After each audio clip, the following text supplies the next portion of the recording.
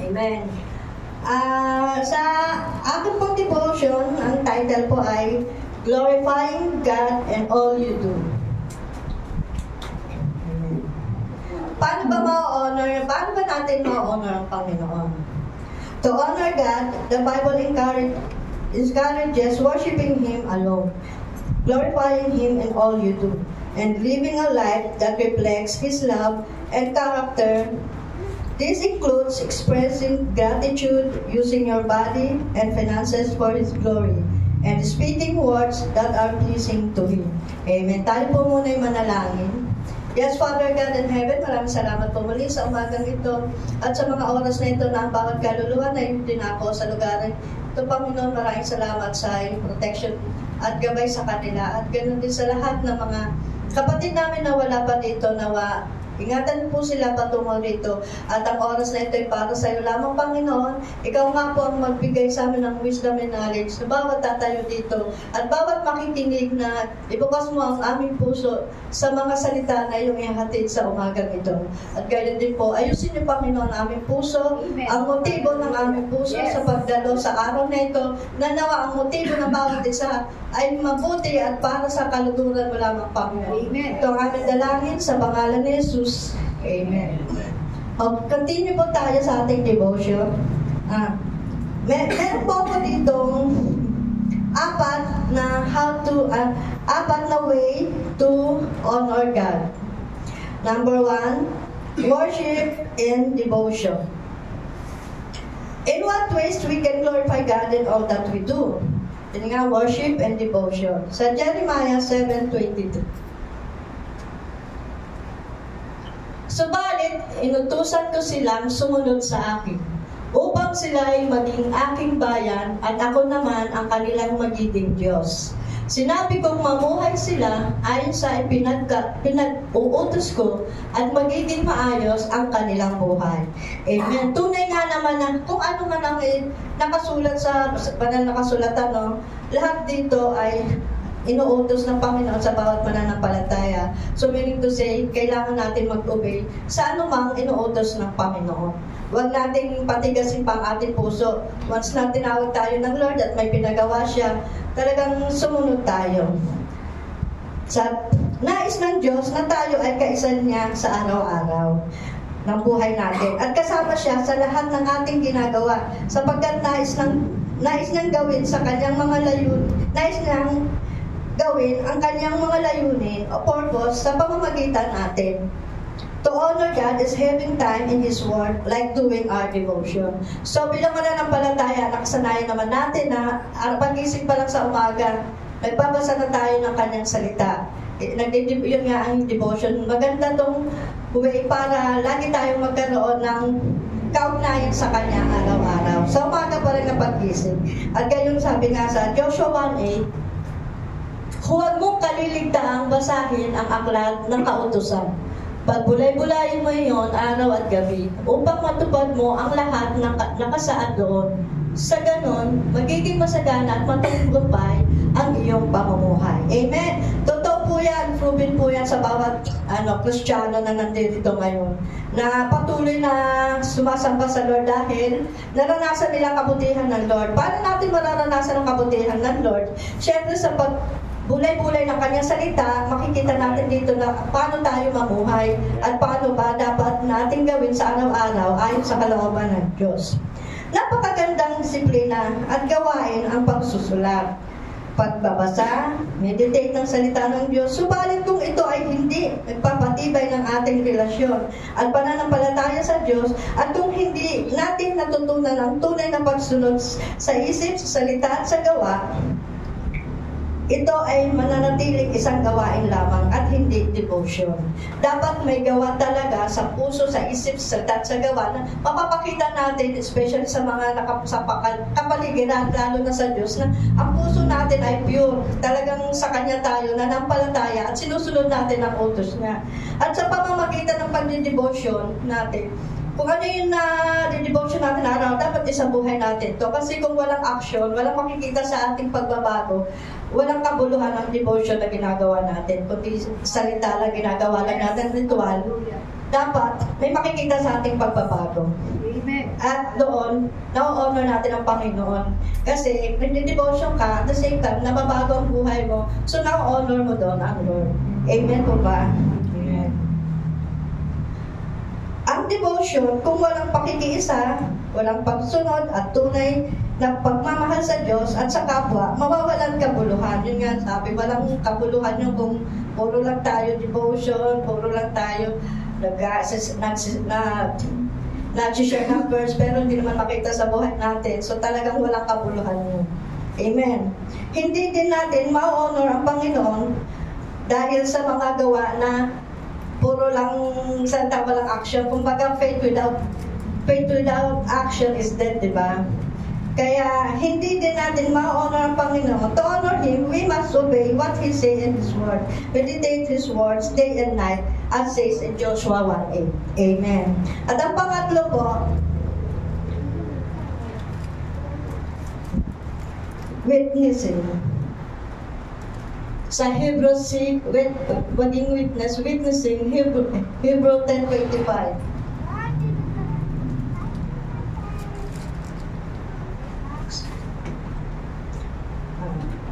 Paano ba natin mag-glorify ang Lord sa araw-araw nating pamumuhay? Ang pagsunod kay Kristo bilang disciples ay magbubunga ng bago at magandang disiplina, at isang way na na-honor natin ng Diyos ay ang pagdalo sa mga gawain na may kalakip na sinseridad at pagpapahalaga sa pagpapalakas ng ating buhay espiritual at pagpapatatag ng ating pananampalataya. So, nakakapagpapatatag ng pananampalataya yung tayo ay talagang active sa gawain ng Lord.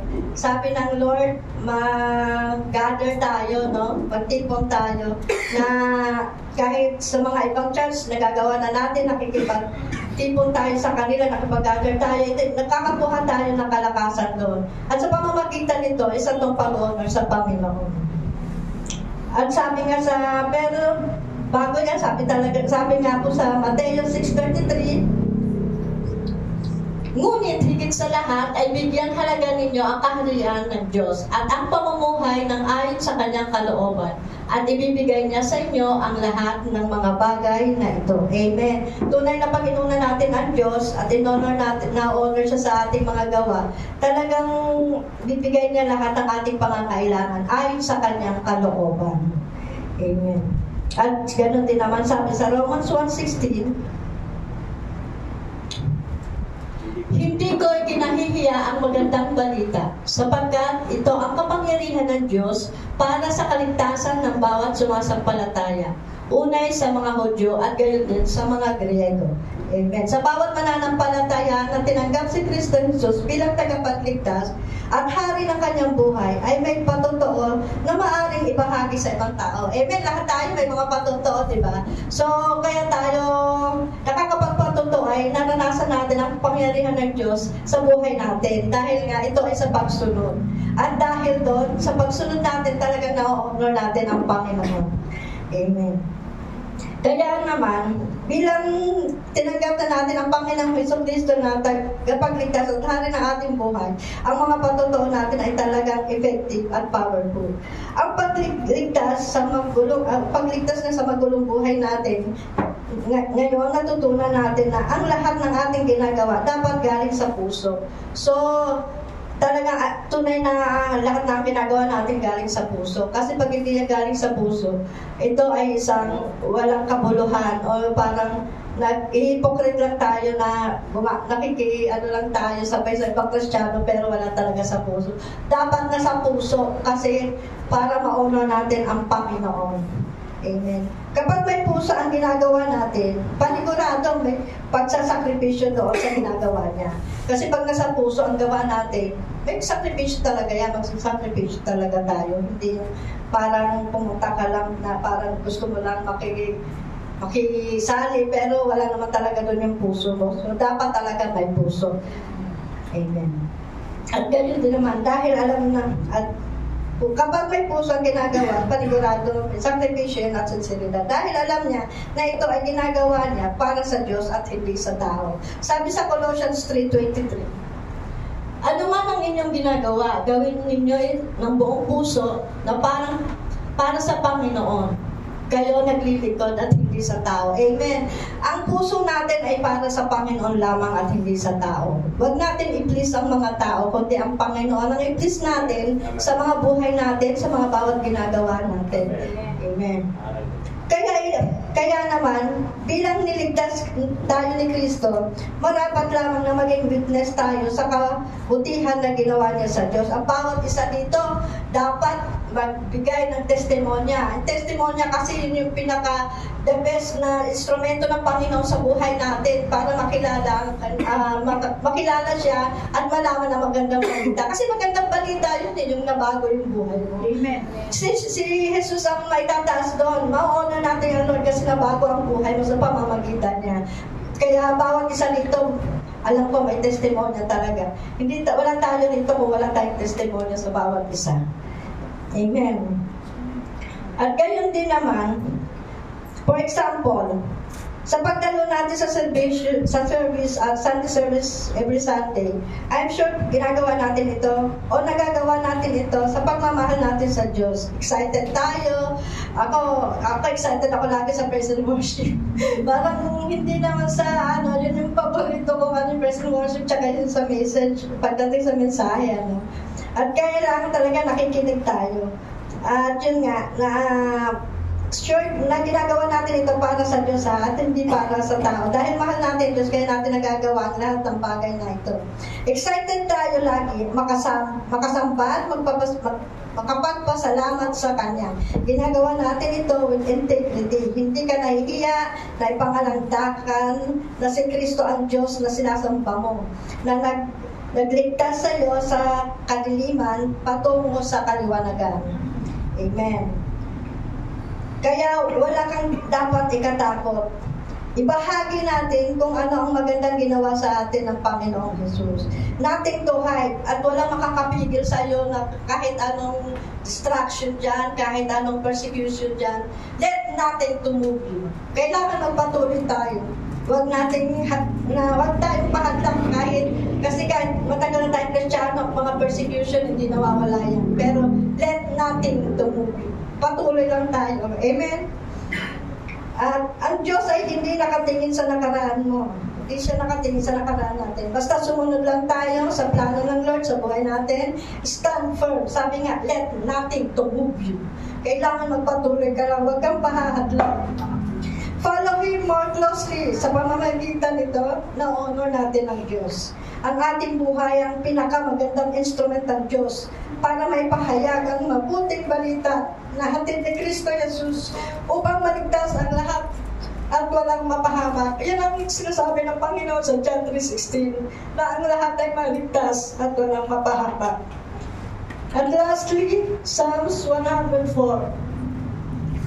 Pumasok sa kanyang templo, ang puso'y nagdiriwang, umaawit, nagpupuri sa loob ng dakong banal. Purihin ang ngalan niya at siya'y pasalamatan. Amen, bilang Kristiyano, ito talaga rin ang ating unang ginagawa para maano natin ang Lord. Sa umaga pa lang at every Sunday pagpasok pa lang sa panambahan o bago pa lang, magpasalamat na tayo sa Diyos sa lahat ng ginawa niya sa buhay natin. Paglingkuran natin siya ng kusa, ang Panginoon ng may kusa, hindi yung napipilitan lang tayo. Kusa, kasama pa din talaga ang puso. Kapag tunay ang puso na nasa Panginoon o ng paglilingkod, may kusa kang magpasalamat sa araw-araw ng buhay mo. Umaawit ka lagi ng kagalakan, masaya, may tuwa. Kasi kapag ganun, totoo ang pagsamba mo at nag-glorify ang Lord. Kasi nakita niya na masaya kang lumalapit sa presensya niya. Hindi ka napipilitan. Talagang may pagkukusa. Bigay natin ang ating kabuuan sa Panginoon nang walang paghihinayang o sa oras, sa ginugugol sa gawain. Huwag tayo manghihinayang sa mga oras na ay matagal doon. Hindi na ako pupunta, matagal matapos. So wag natin isipin yun kung talagang ang puso natin ay para sa Panginoon kahit magdamag yan o talagang pupunta ka kasi yung puso mo nasa Lord. Amen.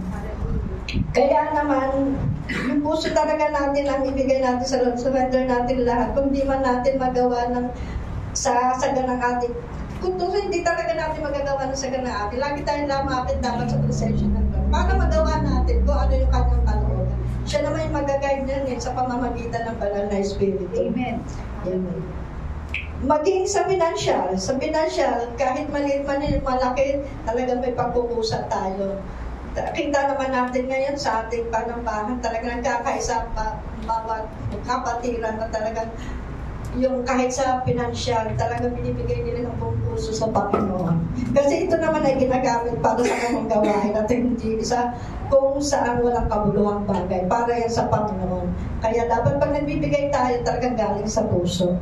At dahil dito, talagang makikita natin na ang ma-honor natin ang Panginoon at makikita natin ang kanyang presensya at ang kanyang pagkilos sa bawat isa, lalo na sa kanyang panambahan. Amen. Yun lamang po ang aking nighttime devotion. Palakpakan natin ang Panginoon.